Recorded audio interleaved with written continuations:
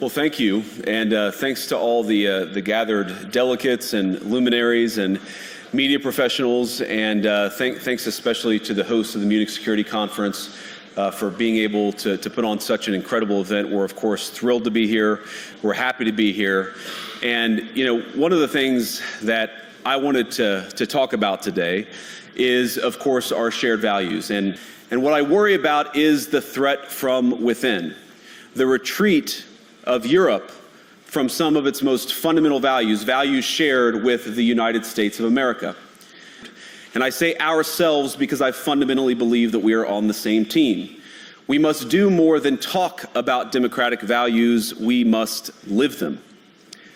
Now, within living memory of many of you in this room, the Cold War positioned defenders of democracy against much more tyrannical forces on this continent. And consider the side in that fight that censored dissidents, that closed churches, that canceled elections. Were they the good guys? Certainly not. And thank God they lost the Cold War. They lost because they neither valued nor respected all of the extraordinary blessings of liberty. The freedom to surprise, to make mistakes, to invent, to build. As it turns out, you can't mandate innovation or creativity, just as you can't force people what to think, what to feel, or what to believe. And we believe those things are certainly connected. And unfortunately, when I look at Europe today, it's sometimes not so clear what happened to some of the Cold War's winners. I look to Brussels, where EU commissars warn citizens that they intend to shut down social media during times of civil unrest the moment they spot what they've judged to be, quote, hateful content. Or to this very country, where police have carried out raids against citizens suspected of posting anti-feminist comments online as part of, quote, combating misogyny on the internet, a day of action. I look to Sweden, where 2 weeks ago the government convicted a Christian activist for participating in Koran burnings that resulted in his friend's murder. And as the judge in his case chillingly noted, Sweden's laws to supposedly protect free expression do not, in fact, grant, and I'm quoting, a free pass to do or say anything without risking offending the group that holds that belief. And perhaps most concerningly, I look to our very dear friends, the United Kingdom, where the backslide away from conscience rights has placed the basic liberties of religious Britons in particular in the crosshairs. A little over 2 years ago, the British government charged Adam Smith Connor, a 51-year-old physiotherapist and an Army veteran, with the heinous crime of standing 50 meters from an abortion clinic and silently praying for 3 minutes. And just as the Biden administration seemed desperate to silence people for speaking their minds, so the Trump administration will do precisely the opposite, and I hope that we can work together on that. But I'd ask my European friends to have some perspective. You can believe it's wrong for Russia to buy social media advertisements to influence your elections. We certainly do. You can condemn it on the world stage even. But if your democracy can be destroyed with a few $100,000 of digital advertising from a foreign country, then it wasn't very strong to begin with.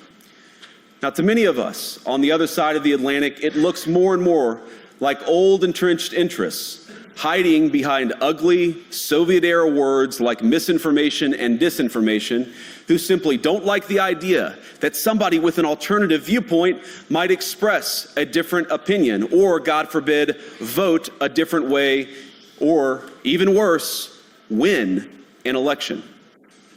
Now, this is a security conference, and I'm sure you all came here prepared to talk about how exactly you intend to increase defense spending over the next few years in line with some new target. And that's great, because as President Trump has made abundantly clear, he believes that our European friends must play a bigger role in the future of this continent. I've heard a lot about what you need to defend yourselves from, and of course that's important. But what has seemed a little bit less clear to me, and certainly I think to many of the citizens of Europe, is what exactly it is that you're defending yourselves for. What is the positive vision that animates this shared security compact that we all believe is so important? And I believe deeply that there is no security if you are afraid of the voices, the opinions, and the conscience that guide your very own people. Europe faces many challenges, but the crisis this continent faces right now, the crisis I believe we all face together, is one of our own making. If you're running in fear of your own voters, there is nothing America can do for you. Nor, for that matter, is there anything that you can do for the American people who elected me and elected President Trump. You cannot win a Democratic mandate by censoring your opponents or putting them in jail, whether that's the leader of the opposition, a humble Christian praying in her own home, or a journalist trying to report the news. Nor can you win one by disregarding your basic electorate on questions like who gets to be a part of our shared society. And of all the pressing challenges that the nations represented here face, I believe there is nothing more urgent than mass migration. Today, almost 1 in 5 people living in this country moved here from abroad. That is, of course, an all-time high. It's a similar number, by the way, in the United States, also an all-time high. The number of immigrants who entered the EU from non-EU countries doubled between 2021 and 2022 alone, and of course, it's gotten much higher since. And we know this situation, it didn't materialize in a vacuum. It's the result of a series of conscious decisions made by politicians all over the continent and others across the world over the span of a decade. And more all over Europe, they're voting for political leaders who promise to put an end to out-of-control migration. Now, I happen to agree with a lot of these concerns, but you don't have to agree with me. I just think that people care about their homes, they care about their dreams, they care about their safety and their capacity to provide for themselves and their children. And they're smart. I think this is one of the most important things I've learned in my brief time in politics.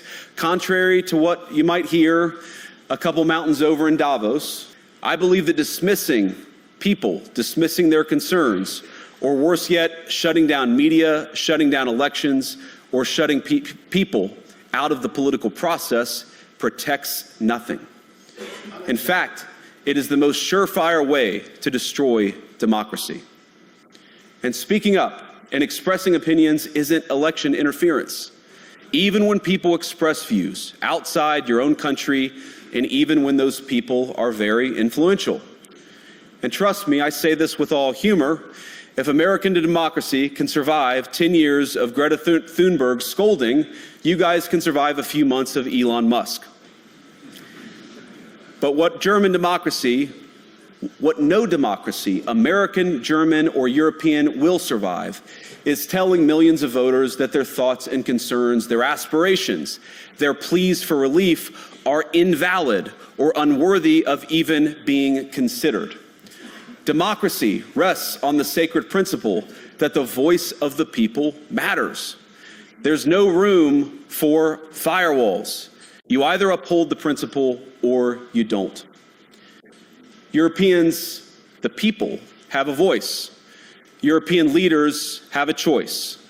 And my strong belief is that we do not need to be afraid of the future. You can embrace what your people tell you, even when it's surprising, even when you don't agree. And if you do so, you can face the future with certainty and with confidence, knowing that the nation stands behind each of you. And that, to me, is the great magic of democracy. It's not in these stone buildings or beautiful hotels. It's not even in the great institutions that we have built together as a shared society. To believe in democracy is to understand that each of our citizens has wisdom and has a voice. And if we refuse to listen to that voice, even our most successful fights will secure very little. As Pope John Paul II, in my view, one of the most extraordinary champions of democracy on this continent or any other, once said, "Do not be afraid." We shouldn't be afraid of our people, even when they express views that disagree with their leadership. Thank you all. Good luck to all of you. God bless you.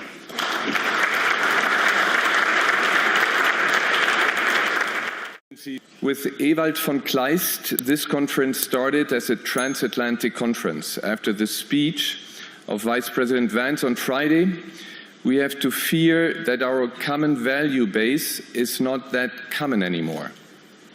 I'm very grateful to all those European politicians that spoke out and reaffirmed the values and principles that they are defending. No one did this better than President Zelensky. Let me conclude, and this becomes difficult.